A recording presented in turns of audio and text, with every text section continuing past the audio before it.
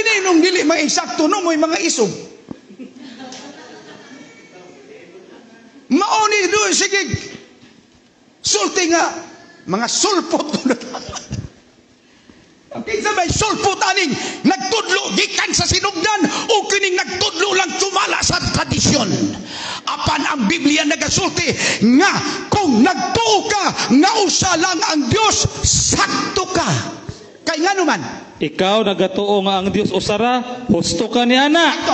Ngani bisan pa ang mga yawa nagatuo man usab og nagapangurog sa kalisang. Ingon nila kung mauna yawa di yung gisimba, wa kasabot sa gisulti. Ang gisulti diha nga bisan gani ang yawa nagatuo man og nagakurog.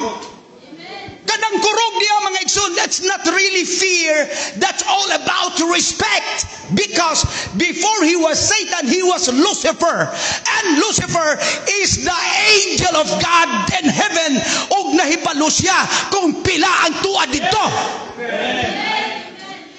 Kinihinuong nagtudlo nga tulo, may gituruan sa tanan. Pero kining gisulti ni Santiago, nga bisan ang yawa nagatuo man. Kisa may tuhuan na turong, kina nagsultig tulo, nga wag yung ebidensya. O kining yawa. Ang ila pong pagsabot, yawa di nagisimba, dili. Ang yawa nagsimba ko sa ka-Diyos. Amen. Kung nagsimba silang tulo ka Diyos, ingon ang yawa na ko'y labot diha. Kay ako nagpamatuod yun nga usa lang ang akong gisimba. Maubitaw gihug ko dinhi kay sayuta kay gusto mo sa kong Dios, mahimong Dios dito. That's the logic there. That's why Satan called a God of this world. Amen. But there is only one God of the universe. There is only one God that we need to worship. There is only one God that we need to preach.